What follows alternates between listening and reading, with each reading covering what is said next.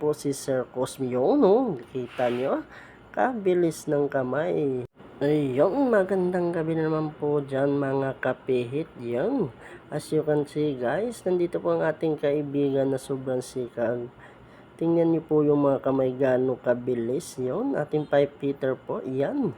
Sobrang sipag pag nag-overtime po ito sila. Hindi wala pong masasayang na oras yon. At ito din yung ating si Sir Cosme.